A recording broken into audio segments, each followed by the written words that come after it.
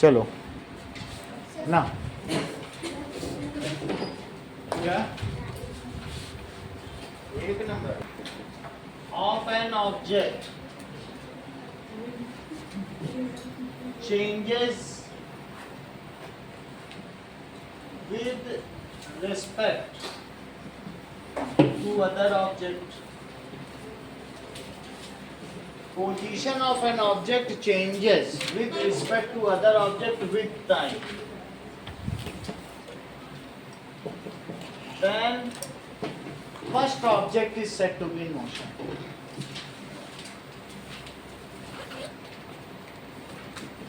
Is said to be in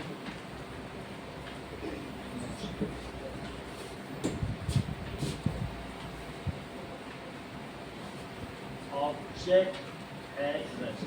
ऐसा मान लीजिए किसी ऑब्जेक्ट की पोजीशन बदल जाती हो किसी दूसरे ऑब्जेक्ट के रिस्पेक्ट में जो कि रेस्ट पर है, तो क्या कहा जाएगा बताइए कि then the object is said to be in motion. श्रद्धा तुमने आंसर शीट जमा कर दी थी संडे वाले की नहीं की है?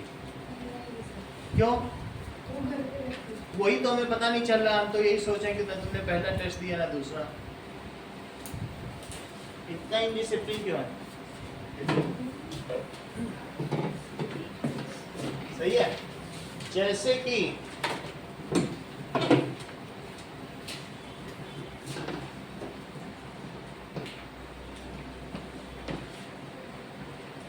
मान लीजिए ये रोड है, तो रोड पर ये कार जा रही है आगे और यहाँ पर कोई ट्री है, तो क्या इसकी पोजीशन इस ट्री के रिस्पेक्ट में समय के साथ बदलती चली जाएगी? तो हम क्या कहेंगे कि car is in motion. If position of an object changes with other object at rest, तो कहा जाएगा कि फर्स्ट ऑब्जेक्ट किस में है? मोशन में। रिपीट करो Riddhi.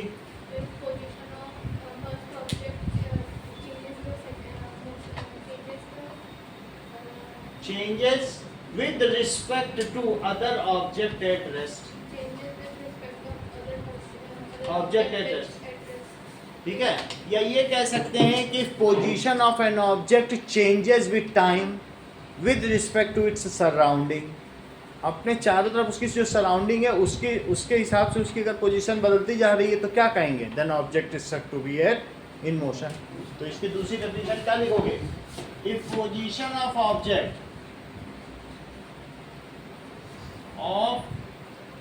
Object changes with time,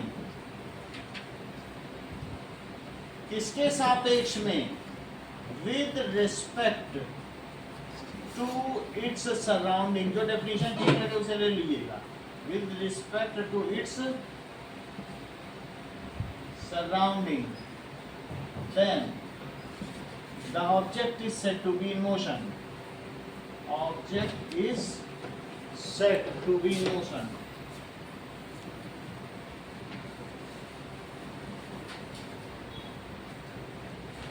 अगर किसी वस्तु की स्थिति अपने आसपास के वातावरण के सापेक्ष में समय के साथ परिवर्तित होती है तो उस वस्तु को गति में कहा जाता है।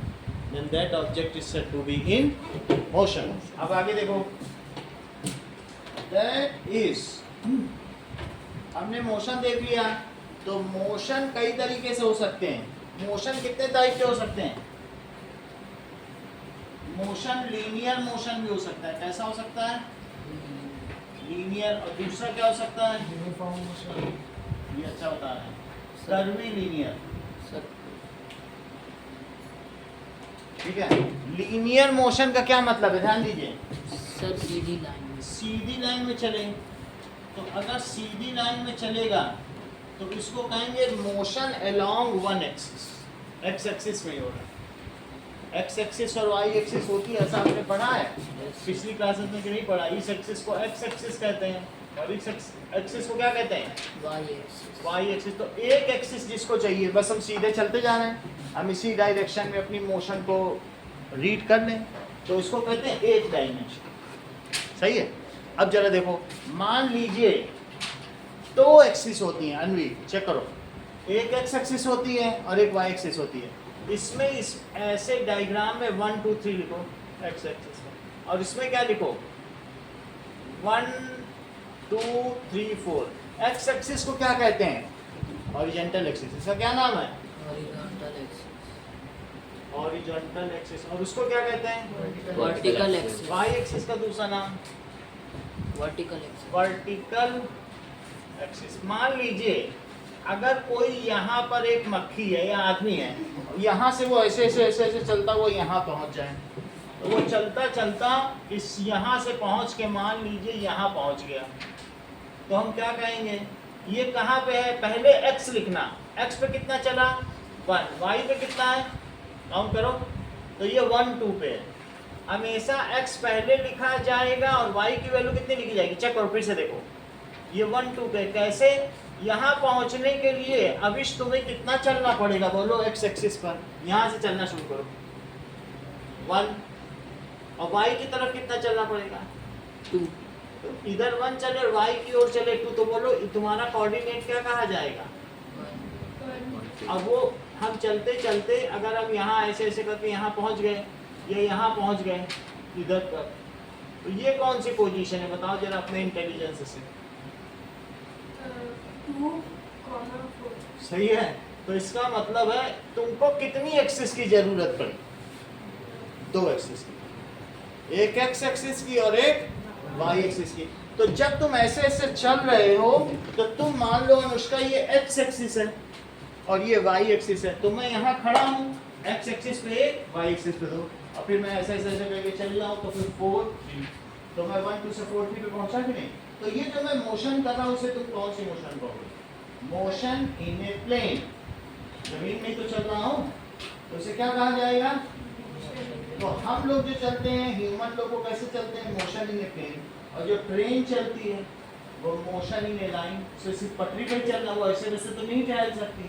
तो हमारे में अगर मैं कहूँ लीनियर मोशन, तो इसका दूसरा नाम क्या है? Motion in A line, straight line. इसका क्या नाम है? Motion in straight line. और इसके लिए कितनी एक्सिस की जरूरत पड़ती? चेक करो, मान लीजिए ये ओरिजिन है 1 2 3 4, कार अभी यहाँ पर है और ये 10 20 भी कर सकते हो, 30 और 40 ऐसे चल रही। और थोड़ी देर बाद तुम देखो कार यहाँ पहुँच गई, तो तुम्हें बोलो वाई एक्सिस की कभी भी जरूरत पड़ेगी? अनुष्का की नहीं पड़ेगी, क्योंकि वो तो एक लाइन में चल रहा है। तो इसे 1 डायमेंशन कहेंगे मोशन, इसे 1D मोशन या 1 डायमेंशनल मोशन क्या बोलेंगे? अगर तुमको सिर्फ एक एक्सिस की जरूरत पड़ेगी तो उसे क्या कहेंगे? 1 डायमेंशनल मोशन। जब दो एक्सिस की जरूरत पड़े, एक्स एक्सिस की और वाई एक्सिस की, तो साची उसे क्या कहोगी? बोलो मोशन इन, बोलो 2 dimension, 2 डायमेंशन, क्योंकि तुम्हें 2 विमाओं की जरूरत पड़ेगी, एक एक्स एक्सिस और एक वाई एक्सिस। तो 2 को खोल लो, जब 2 की जरूरत पड़े तो 2 को खोल लो। सही है। तो यानी कैसी मोशन हो सकती है? या तो मैं सीधे चलता चला जाऊँ तो मोशन इन 1 है, और एक मैं टहल टहल के चलूँ, यहाँ चलूँ वहाँ चलूँ, तो उसको कहेंगे मोशन इन 2 डायमेंशन। तृप्ति अभी थोड़ी देर पहले तुमने बताया था कि मोशन इन 2 डायमेंशन को तुम और क्या कहोगी? हाँ बोलो, ये देखो पकड़ लेते हैं चीज को, कैसा कॉमन इंटेलिजेंस है। इसको तुमने तृप्ति क्या बोला था? 1 डायमेंशन, एक डायमेंशन। डायमेंशन का मतलब दिशा, एक दिशा में गति। और इसको क्या कहेंगे? 2 दिशाओं में गति। एक्स एक्सिस में भी चल रहा है भाई, बीच में चलते जा रहे हैं। अब कोऑर्डिनेट अभी तुमने 2 4 बोला था कि नहीं बोला था कि 1 2 से 2 4, तो तुम कहीं से कहीं भी जाओगे, हर पॉइंट पे तुम एक्स और वाई के हिसाब से निकाल सकते हो। इसको क्या कहोगे साची? मोशन इन डायमेंशन का मतलब दिशा, डायरेक्शन। सही है। तो क्या लिखेंगे बोलो? Motion in 1 dimension. और इसे क्या कहोगी? सर्कुलर मोशन 2 तरीके की होती, कर्वी लीनियर। एक होती लीनियर मोशन और दूसरी क्या होती है? Curvy linear. लीनियर को अगर आप आगे की क्लास में जाओगे तो इसे रेक्टिलिनियर भी कहते हैं। क्या कहते हैं? रेक्टिलिनियर का मतलब एक डायरेक्शन में सीधा, और उसे कहेंगे कर्वीलिनियर। मोशन दो ही तरीके की। अच्छा, कर्वीलिनियर दो तरीके की होती है। चाहे तो जैसा तृप्ति ने बताया कि प्लेनर चल जाओ, और या फिर क्या होता है, हर चीज जानते हैं, इन्होंने पहले से बता दिया। इन्होंने बता दिया मोशन इन स्पेस। चेक करो, ये एक्स एक्सिस है, ध्यान दीजिए, ये वाई एक्सिस है। एक्स एक्सिस इसे जेड मान लो। एक मक्खी यहाँ पे है, तो बोलो 2 वाई पे चलो, 3 2 3 हो गया। अब इतना ऊंचा भी उठो, 1 2 3 जेड पे भी ऐसे मार के गया, तो कह दो 1 2 3, मक्खी 1 2 3 पे है, यहाँ से उड़ते उड़ते वहां चली गई, स्पेस में चल रही है। अच्छा, यहाँ पे है तो सोचो x की तरफ कितना, यहाँ आओगे, फिर y कितना चलो, इधर y है, इधर चलो, फिर हाइट भी गिनो, हाइट वहाँ गिनो, तो यहाँ पहुँच सकते हो कि नहीं? अगर तुमको स्पेस में यहाँ से वहाँ तक जाना है तो हाइट भी देखो कि हाइट में कितना हो। वो बात समझ आई? तो तुम्हें यहाँ तो तुम पहुँच सकते हो ना, x की तरफ आए वहाँ तक, फिर y की तरफ इधर आए, और फिर यहाँ। इसे क्या कहेंगे बोलो? मोशन इन स्पेस के लिए कितने डायमेंशन की जरूरत पड़ेगी बताइए? It requires 3 dimension. Z axis में चाहिए, ऊंचाई भी तो देखनी पड़ेगी। मक्खी यहाँ से उड़ते उड़ते यहाँ आई, तो इसके लिए तुम्हें क्या देखना पड़ेगा? दैट इज, लिखो 2 डायमेंशनल मोशन, उसे क्या लिखोगे? 3 डायमेंशनल मोशन।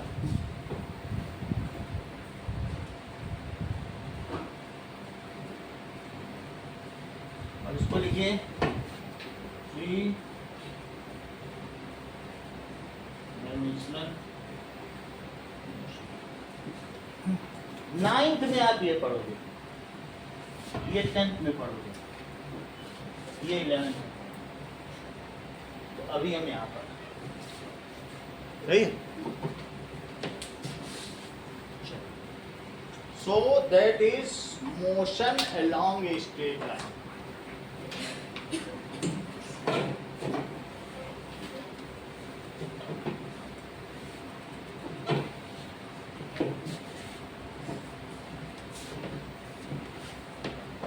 मोशन अलोंग ए स्ट्रेट लाइन का क्या डेफिनेशन है? Motion along the straight line, if object moves in one direction on either side or comes back, जैसे ट्रेन वहां गई दिल्ली, फिर दिल्ली से फिर जयपुर आ गई, फिर गई, पूरे दिन चलती ही रही, आना जाना भी हो सकता है, बस उसी लाइन पे चल रही। In one direction on either side, किसी भी तरफ चले, और कम्स बैक या लौट भी आए, ठीक है, then it is called one dimensional motion और ए स्ट्रेट लाइन मोशन और linear motion. Then it is called one dimensional motion, that is motion in straight line, और दूसरा नाम क्या है? Linear motion. कुछ लोग इसे रेक्टिलिनियर मोशन भी कहते हैं, ठीक है। फॉर स्टडीइंग दिस मोशन, इस मोशन को स्टडी करने के लिए अभिनव कौन सी एक्सिस को तुम्हें जरूरत होगी? Studying such motion, x axis is required या नीडेड। चलो, मोशन इन ए प्लेन, इसे भी देखो,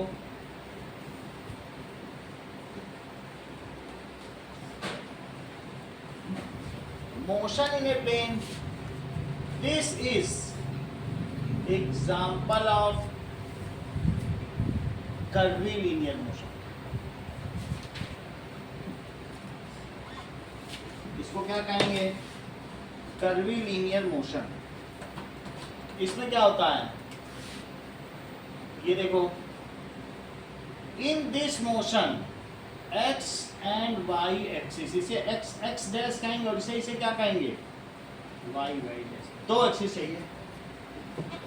अब कहीं पर भी कोई, इसे लिखो 1 2, इसे 0 लिखेंगे अब इस, ठीक है। इसके इधर आएंगे तो -1 -2 -3 ऐसा मिल सकता है। 8th के जो लास्ट चैप्टर मैथ में, उसमें हम लोगों ने सम इंट्रोडक्शन ऑफ ग्राफ समझा था, तो उसमें 1 2 फिगर कैसे ही बना हुआ था। इसी तरीके से यहाँ भी देखो तो ऊपर क्या होगा 1 2 3 और 4, और ये क्या है नीचे बोलो -2 और -3, ये y का है और ये x का, -3 यहाँ से बढ़ता बढ़ता ये आ गया। जैसे नंबर लाइन देखी है, ये भी एक तरीके की नंबर लाइन ही तो है।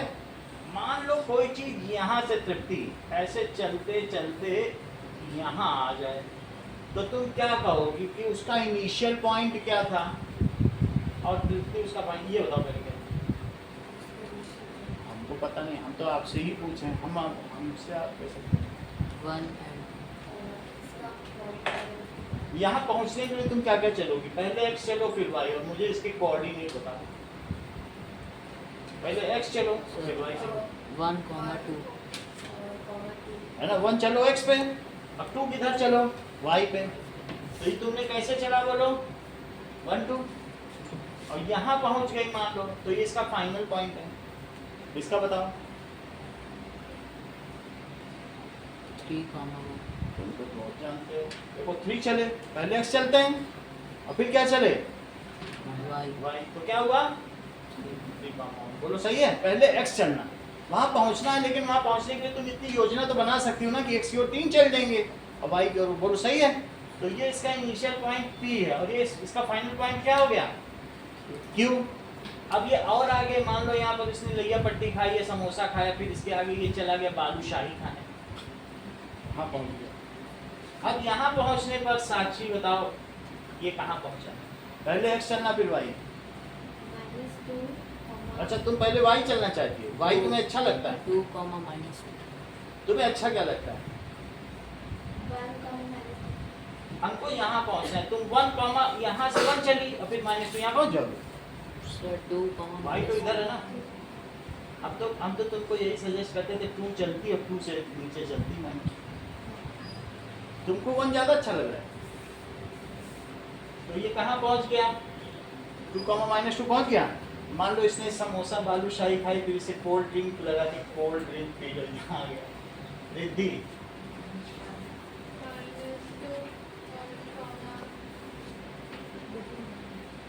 -2 यहाँ आ जाओ इसके सामने,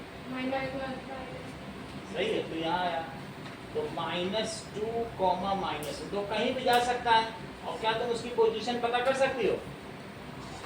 फिर इसके बाद जब यहाँ आ गया तो उसने सोचा चलो खेल के मैदान में कुछ अपने जलवे दिखाए जाए, तो ये खेल के मैदान में आ गया। श्रद्धा बताओ, बहुत जानती, सही आप ही बताओ। अभिनव -2, आपको भी आप -1 3 सही। x पहले चलेगा, आप ये सोचो -2 चलेंगे फिर मुड़ मुड़ के चल लेंगे, सर मुड़ना नहीं है। अगर -2 चल के तुम ऊपर जाओगे तब तो यहाँ पहुँच जाओगे, -2 से क्यों जाओगे। तुम्हारा पॉइंट 1 की सीध में है तो तुम्हें -2 पे नहीं चलना है, किसकी सीध में चलना है बोलो, -1 और 2, बोलो बात समझ आ गई। अब जरा देखें मोशन इन ए प्लेन का क्या मतलब है। इन सब मोशन को करने के लिए आपको 2 रेफरेंस एक्सिस चाहिए होती है। वो कौन कौन सी एक्सिस है, ठीक है। So that is there are 2 reference axis. What are those 2 reference axis, ये देखिए आपको इसमें बनाना है डायग्राम। तो जो जो मैं कोऑर्डिनेट कहूंगा वो आप इसमें शो कर देंगे, तो फिर हमारा काम आसान हो जाएगा। ये लो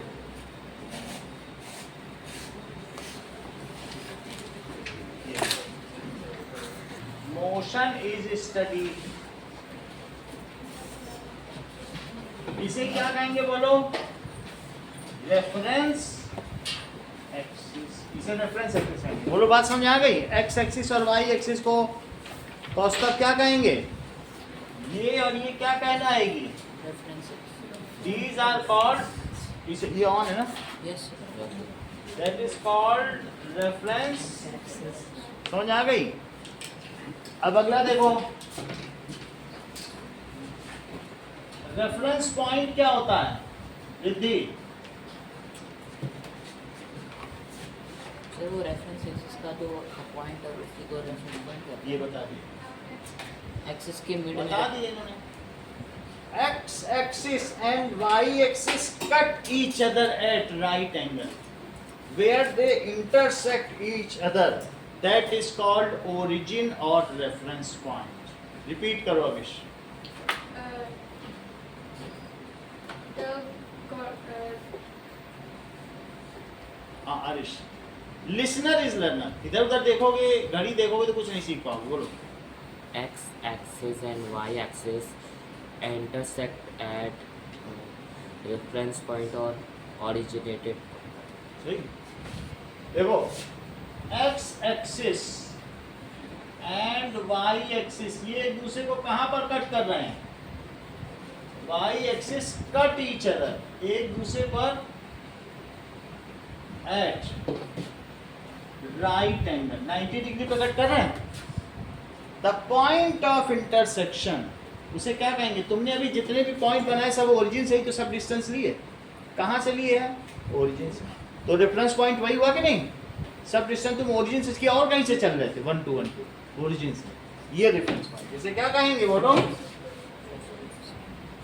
रेफरेंस पॉइंट या point of reference. These axes cut each other, ये एक्सिस कहाँ से कट करती है? Cut each other. वैसे तुमको ये बात मालूम है, अगर आपका सिंगुलर प्लूरल स्कूल में पढ़ाया गया है, एक्सिस का प्लूरल एक्सेस होता है, तो मुझे यहाँ एक्सेस लिख देना चाहिए। ये बात जानते हो कि नहीं? जैसे मीडियम का प्लूरल मीडिया, तो सिलेबस का syllabi. These axes cut each other at a point, वो पॉइंट क्या कहलाएगा? Reference point. At a point, this point is called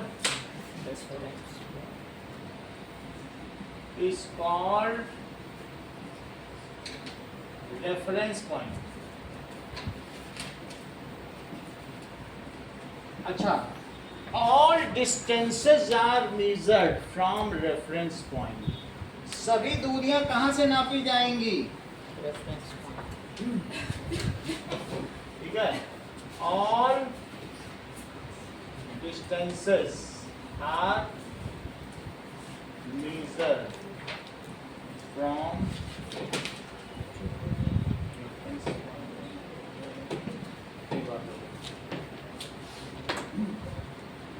इसे ओरिजिन भी कहते हैं। रेफरेंस पॉइंट का दूसरा नाम क्या है? Origin. And it is denoted by, इसको किससे डिनोट करेंगे? क्या तुम्हारे अगले डायग्राम में इसे ओ से डिनोट किया गया है? देखो, ओरिजिन से किया गया क्या? तो इसका मतलब ये ओरिजिन है। जो चीजें मैंने आपको बताई हैं, ये डिस्क्राइबिंग मोशन हेडिंग के अंतर्गत है।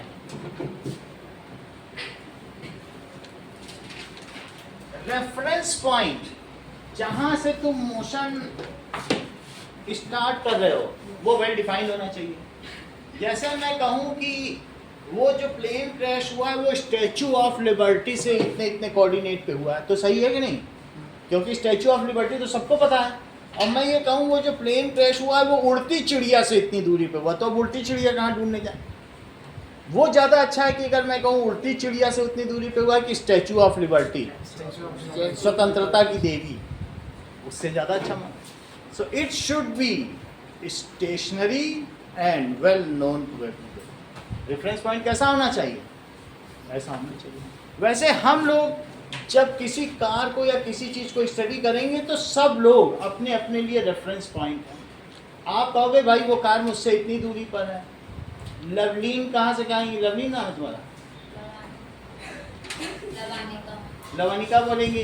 कि भाई हमसे इतनी दूरी पर है, ये बोलेंगे कोस्ता कि हमसे इतनी दूरी पर है। एवरीबडी ये तो नहीं कहेंगे रिद्धि कि वो जो कार जा रही है वो तृप्ति से इतनी दूर, वो कहेंगे हमसे, तो तृप्ति से क्यों बोलेगी? एवरीबडी, हम सभी लोग क्या हैं? We are origin.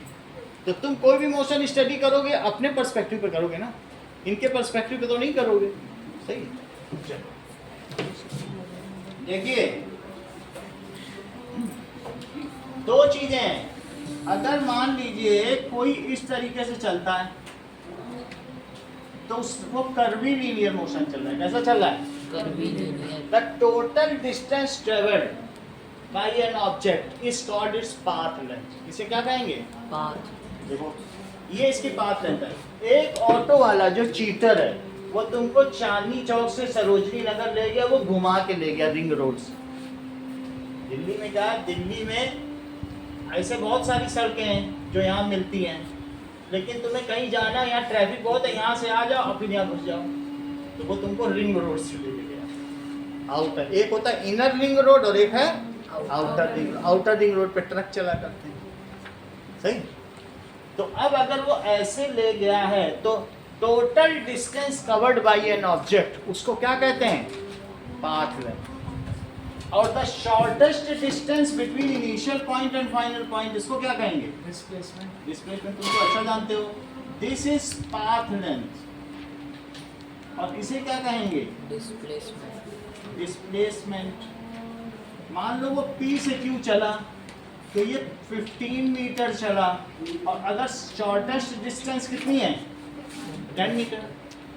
तो पहले देखो पाथ लेंथ क्या है। What is path length?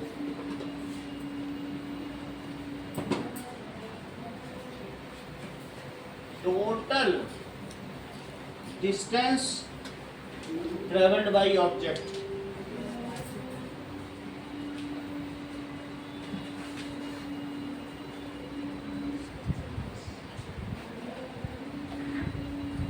is called path length।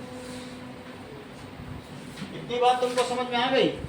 जैसे कि कहीं से कहीं आप जा रहे हो, ऐसे ऐसे भी टेढ़ा मेढ़ा भी जा सकते हो श्रेया। तो इसके लिए अगर तुम P से Q कहीं गई हो, जरूरी नहीं है तुम बाजार में जाओगी तो सीधे ही चलते जाओगे, कोई आए तो टक्कर मार के चलते जाओगे, ऐसा तो नहीं होगा। हम मुड़ते मुड़ाते कहीं कहीं गलियों में ऐसे रुक जाएंगे।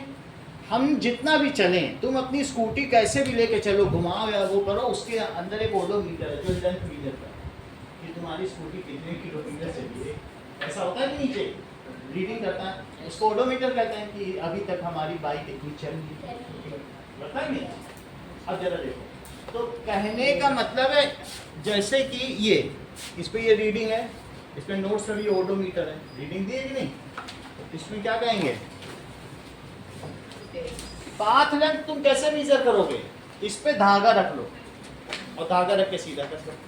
धागा इसी पे ऐसे ऐसे मोड़ मोड़ के रखते जाओ और फिर अल्टीमेटली सीधा कर लो, तो पाथ लेंथ आ जाएगी कि नहीं? ओके, तो total distance travelled by an object is path length. Okay, displacement क्या होता है अनुष्का?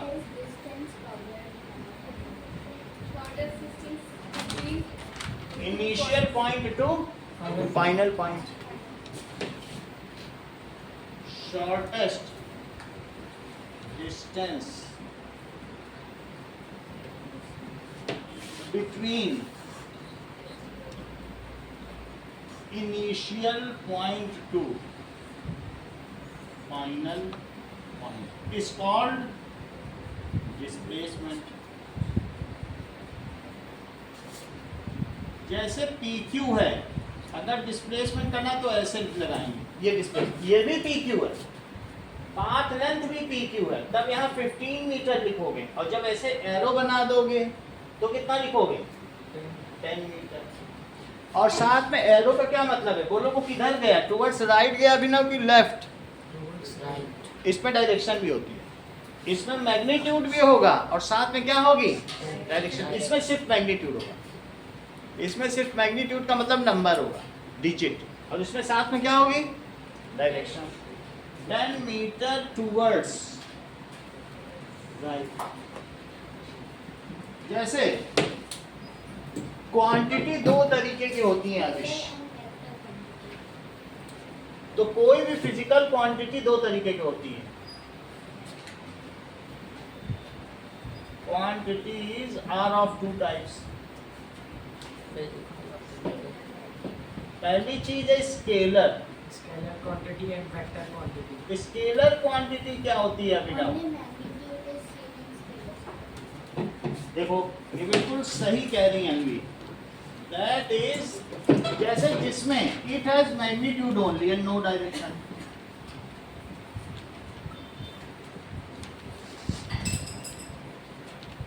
एंड नो, उसको स्केलर क्वांटिटी कहते हैं। जैसे मैं कहूं टाइम 2 बजे हैं, तो टाइम क्या मैं कहूंगा कि नॉर्थ की तरफ 2 बजे हैं कि साउथ की तरफ, कि हर तरफ 2 ही 2 बजे हैं? टाइम की कोई डायरेक्शन तो होती नहीं है। Sir, speed. समझ में आई बात की नहीं? टाइम की कोई डायरेक्शन होती है क्या? अगर मैं कहूं मैं 2 किलो आलू लेके जा रहा हूं खरीद के, तो क्या 2 किलो तुम नॉर्थ की ओर लिए हो कि साउथ की ओर, कि 2 किलो है तो 2 किलो? ये अमाउंट ऑफ मैटर। तो 2 kg आलू कोई साउथ किसी साइड में तो नहीं है ना, उसकी कोई डायरेक्शन है क्या 2 kg? नहीं। अगर मैं कहूं ये मेरा पेन 10 सेंटीमीटर का है, तो तुम कहोगे कि बताइए नॉर्थ में कि साउथ में 10 सेंटीमीटर? अरे ये 10 ही कहाँ है, ऐसे भी कर लो 10 ही रहेगा। तो लेंथ की कोई डायरेक्शन होती क्या? मेरे खेत का एरिया जितना है उतना है, किसी डायरेक्शन में क्या इधर उधर है, तो एरिया हो गया। इसी तरीके से मैंने डेंसिटी बताई थी, that is mass upon volume. Density की भी कोई यूनिट नहीं होती। तो ऐसी कोई 5 चीजें बताओ जो स्केलर क्वांटिटी जो इधर हमने बताई। Density, shape, area, length. और Okay. वैसे भी और बच्चे नया सीख रहे हैं ना, मिसगाइड क्यों कर रही हो? गलत सीख रहे हैं। हाँ, बोलो। Weight of pen. वेट नहीं बताओ, वो देखो सीख लिया उसने। Length बोला of mass, pen. Length of pen. Length और मास। Mass. वेट तो डाउनवर्ड होता है, वेट की तो डायरेक्शन है कि भाई Height. टाइम। अगर तुम स्पेस में चली जाओ तो तुम्हारा 0 वेट है, Sir, distance, speed. और यहाँ पे वेट है क्योंकि डाउनवर्ड जो फोर्स हो रहा है। Sir, देखो distance, टाइम और क्या हो सकता है? Distance. पाथ लेंथ, ये स्केलर क्वांटिटी यहाँ लिखो। पाथ लेंथ अभी सीखा है ना, पाथ लेंथ। और क्या हुआ? एरिया, लेंथ और मास। मास के अलावा वॉल्यूम हो सकता है निकेत इसमें क्या? Yes, sir. डेंसिटी बता नहीं देती, वॉल्यूम डेंसिटी। ये सब कैसा है श्रद्धा? स्केलर, इन सब की कोई डायरेक्शन नहीं होती है, वॉल्यूम जिसका है तो है। अब अगली बात देखो, वेक्टर क्वांटिटी क्या होती है? Quantity having both magnitude and direction. ठीक है, those quantities having magnitude, magnitude का क्या मतलब होता है अविश? मैग्नीट्यूड का मतलब है any measurement associated with it, उसका परिमाण। जैसे 10 किलो, 10 न्यूटन। न्यूटन पढ़ा था फर्स्ट चैप्टर में, एक फोर्स की यूनिट होती है, Yes, sir. वो प्रेशर की पास्कल। तो Weight ये की। सब कितना है, ये नंबर को मैग्नीट्यूड कहते हैं, और ये डायरेक्शन। फॉर एग्जाम्पल अगर वो इतना डिस्प्लेस हुआ है तो इसका मतलब है, इसके एग्जाम्पल कौन कौन से होंगे? डिस्प्लेसमेंट। तुमको याद है अभी श्रद्धा ने क्या बताया? वेट। फोर्स, फोर्स भी आएगा। फोर्स में क्या होता है, अगर हमने 10 न्यूटन फोर्स लगाया तो किधर लगाया? Sir, velocity. वेलोसिटी अभी पढ़ी नहीं ना लोगों ने, तो हम कैसे बताएं? इसी से स्पीड नहीं पढ़ी, जो पढ़ी नहीं हो फिर इन सब के बारे में लोग जानते हैं। वेक्टर क्वांटिटी की 3 एग्जांपल बताओ नवनिका, बोलो। दवाई तो ले रही हो आधे घंटे से, तो बताओ भी, ये भी तो पता चले कि कितना सो रही हो। तो ठीक है कि तुम कंफर्टेबल हो, लेकिन कितनी हो ये भी तो पता चले। यहाँ तकिया नहीं अफोर्ड करा सकते आपको, नहीं तो सब बिस्तर उस्तर होता। बताइए 3। Displacement, force, weight. तो आप सीक्रेट सीखो उसका कि कैसे वो नहीं सीख रही। Not learning is also an skill. बहुत मुश्किल काम है, सरल चीजों को भी ना सीखना ना बताना, तेज तो आजकल सभी बच्चे।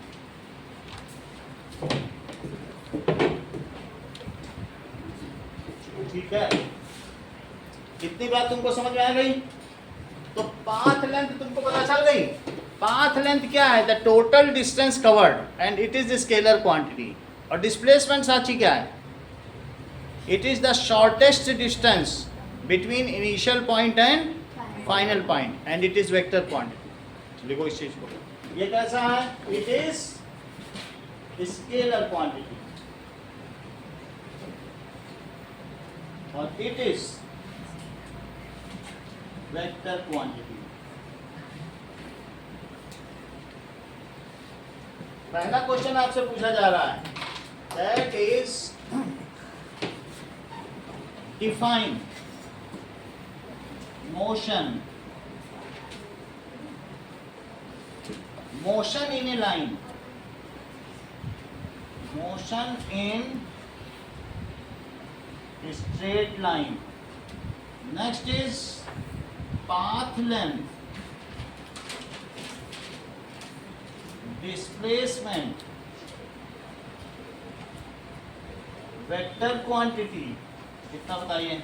और दूसरा क्वेश्चन क्या है? Define scalar quantity and vector quantity and right three examples of. देखो, ए से चला बी गया और बी से मुड़ के ये सी पे आ गया, तो ऐसी स्थिति में find path length and displacement.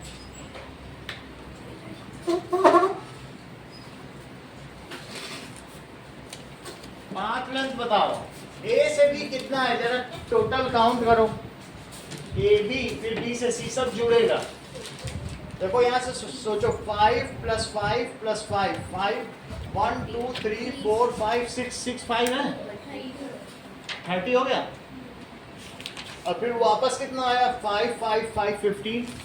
तो टोटल ए बताओ, ए बी + बी सी कितना हुआ? 45. तो पाथ लेंथ कितनी हुई? 45. It is equals to AB plus BC, that is 30 plus 15, it is 45 kilometre. अच्छा, आप डिस्प्लेसमेंट करेंगे 15. तो डिस्प्लेसमेंट हम क्या करेंगे कि A से C सिर्फ AC देखेंगे। ये इनिशियल पॉइंट है और ये कैसा है? Final point. इनके बीच में कितना डिस्टेंस है? 15 है। ये क्या वो A से फाइनली C पे पहुंचा, तो उसका डिस्प्लेसमेंट टुवर्ड्स राइट हुआ है कि टुवर्ड्स लेफ्ट? Towards right. क्योंकि A पे था और C पे पाया गया, तो 15 किधर गया? वो राइट गया कि लेफ्ट? राइट गया। तो this is the AC is the displacement. Displacement को क्या लिखेंगे? AC पे वेक्टर यानी A से C है, और वो कितना होगा? 15 किलोमीटर। सिर्फ इतना लिखने से बात नहीं चलेगी। अभी आधे लोगों ने पेपर जमा किया है और इसके डिस्प्लेसमेंट में टुवर्ड्स राइट नहीं लिखा है। बताने की बात, बी प्रिसाइज, ठीक है? 15 किलोमीटर टुवर्ड्स राइट। चीजों को ठीक ठीक लिखो। सिर्फ लवनिका ने ही टुवर्ड्स राइट लिखा है और किसी ने नहीं लिखा। आप लोग सब लोग ध्यान से लिखो चीजों को, आगे देखो।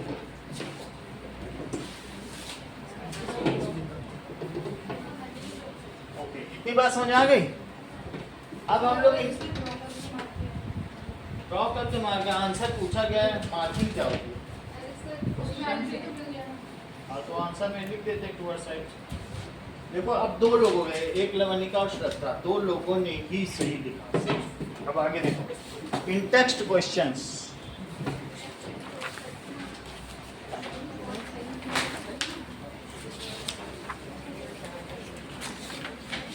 इंटरेस्ट क्वेश्चन पेज 74 निकालो। Object has moved through a distance, can it have zero displacement? Avish, आप बताइए यस या नो, ट्रू फॉल्स क्या है? पहला सवाल देखो और बताओ आंसर। ऑब्जेक्ट चला है, ऑब्जेक्ट हैज मूव, वो चला तो है, तो क्या ऐसी कोई परिस्थिति बन सकती? Can be such A situation that it has zero displacement? Yes, कैसे? Yes, sir. Zero, बोलो। सर बिकॉज मतलब दिस वो तो कह रहा है मूव किया ना, पढ़ो ना सवाल। Object has moved A distance. हाँ बोलो। सर अगर ये सर्कुलर वे में मूव करते से पार्क में राउंड पार्क ए से स्टार्ट के यानी मान लीजिए आप यहाँ पे थे और फिर यहाँ से घूम घाम के फिर वहाँ पे अपनी जगह आ गए और वहीं पे बैठ गए। मम्मी पापा ने पूछा कहीं गए थे, कहाँ बैठे हैं, जीरो डिस्प्लेसमेंट, वहाँ घूम घाम के तुम आ गए। If object moved from initial point and come backs to final point, that means if initial and final point coincide, एक ही जगह लाई कर जाए, then in such cases path length is non zero but displacement is zero, क्योंकि जो ए है वही final point A फिर वही बन गया। तुम कहीं से चलो वहीं फिर आ जाओ तो तुम क्या डिस्प्लेस हुए, क्या शॉर्टेस्ट डिस्टेंस से जीरो हो गई। या ये इन्होंने कहा सर्कुलर चले और फिर वहीं आ जाए तो भी हो सकता। तो पहले का आंसर क्या है? Yes, if initial point and final point coincide,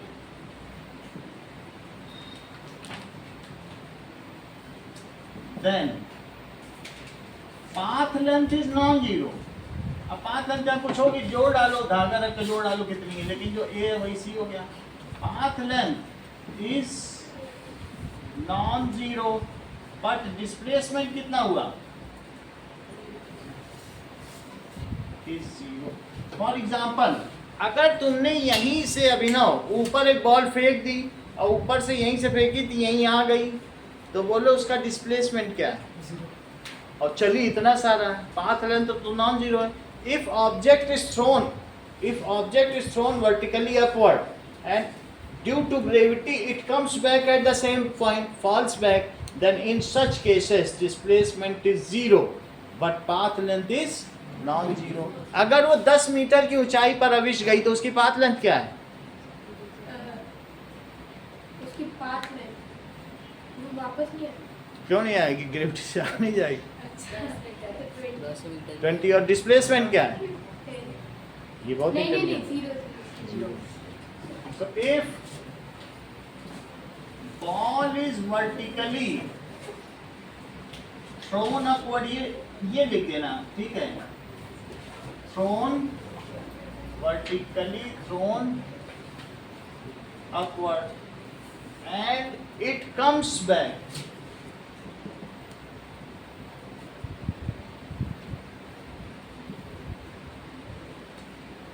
down due to gravity। Ball यहाँ से फेंको और ऊपर चली जाए और ऊपर जाने के बाद ये फिर वहीं लौट के फिर से आ जाए इसी जगह। अगर ये 10 मीटर गई है ऊपर तो ऐसी स्थिति में ये बताओ इसकी पाथ लेंथ क्या हुई? 20 मीटर। और डिस्प्लेसमेंट क्या हुआ? 0। 0 मीटर। सेकंड क्वेश्चन देखो, एक फार्मर अपने ही खेत के चक्कर लगा रहा है, तो तुमको ये बताना है कि उसका डिस्प्लेसमेंट क्या है और उसकी पाथ लेंथ क्या है। उसके खेत की एक साइड कितने मीटर की? चेक करो। Farmer moves along boundary of side कितनी है देख लो, और फील्ड का शेप कैसा है? स्क्वायर। स्क्वायर। जिसकी अगर एक साइड 10 मीटर है तो बोलो पूरे खेत का पेरीमीटर कितना है? 10 पेरीमीटर, ठीक है। तो ये सब 10 है। अच्छा, एक चक्कर वो कितनी देर में लगाता है? 40 seconds। तो 1 राउंड इन 40 सेकंड। और वो कितनी सेकंड तक चक्कर लगाता रहा? 2 minute 2 So he moved for 2 minutes 20 second. 2 minute 20 second है। 2 मिनट को क्या लिखोगे? 60 सेकंड प्लस 20 सेकंड। 2 मिनट को भी हमने सेकंड में बदल दिया। ये कितने सेकंड हो गए? 120 सेकंड प्लस 20 सेकंड कितना हो गया? 140 मींस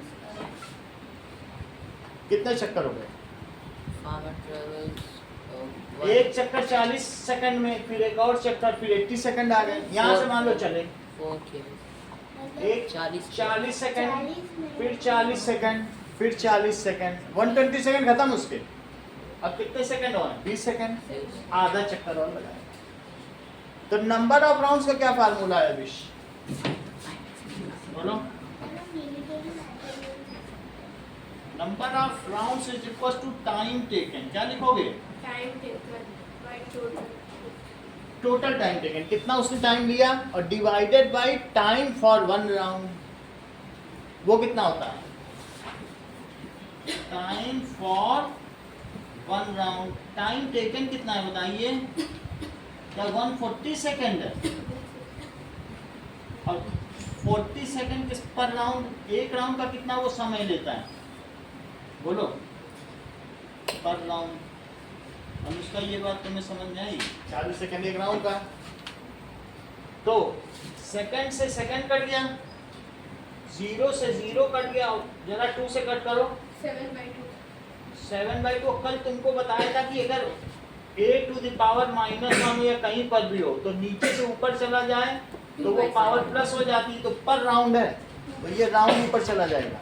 तो 3.5 राउंड्स हुए, है ना?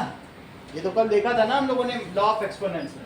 तो कितना हो जाएगा? 7/2 कितना होता है? 3.5 राउंड्स होते हैं, तो 3.5 राउंड्स। कितनी बात समझ आ गई? अगर वो A से चलता है तो एक चक्कर लगाया, मान लो ऐसे चल रहा है, तो एक चक्कर, 2 चक्कर, 3 चक्कर और आधा चक्कर में ये C पे पहुंचेगा। इतनी बात तुम्हें समझ में आई? बोलो निकेत। 3.5 राउंड्स में। So if he starts from A, then after 3.5 rounds, sentence complete करो Kaustav. After 3.5 rounds, he will be at, ठीक है, at C हो जाएगा। और शॉर्टेस्ट डिस्टेंस को क्या कहते हैं? बोलो। डिस्प्लेसमेंट। आपसे डिस्प्लेसमेंट ही पूछा गया, तो डिस्प्लेसमेंट का पता लगाओ। Shortest distance, what will be his displacement? तो displacement is, बोलो, is AC। displacement क्या होता है? AC हो गया। अब अगर AC displacement है तो कैसे निकालोगे? पाइथागोरस थ्योरम लगाओ। बोलो AC स्क्वायर क्या हुआ? perpendicular AB square. BC square AB कितना है? तो बोलो AC स्क्वायर की वैल्यू कितनी हो जाएगी? 200। और अगर मैं AC निकालना चाहूँ तो इसका रूट ले लूँ। इसे क्या लिखा जा सकता है? रूट के अंदर 2 × 10 × 10। बोलो, ये समझ में आया? 2 × 100 लिखा जा सकता है। लवनिका यहाँ ध्यान दो। और 100 को क्या तोड़ोगी? सही है। और जब कोई चीज पेयर में होती तो क्या होता है? बाहर आ जाता है। तो एक हो जाता है, बाहर भी तो आता है। सही है। तो AC कितना हुआ? बोलो। 10 root। तो उसने कहा है कि मैग्नीट्यूड ऑफ डिस्प्लेसमेंट, उसने कहा है कि डायरेक्शन बताने की जरूरत नहीं। पढ़ो सवाल में क्या लिखा है। कह रहा है बस मुझे मैग्नीट्यूड बता दो। डायरेक्शन ही पूछा है क्या? अगर तुमसे डायरेक्शन पूछा जाता तो तुम बताते फ्रॉम A to C, लेकिन वो बताने की आवश्यकता नहीं है, क्योंकि उसने कहा है सिर्फ मुझे विस्थापन का परिमाण बताइए, मैग्नीट्यूड ऑफ डिस्प्लेसमेंट। समझ में आ गई बात? आपको पहला दूसरा सवाल करना है।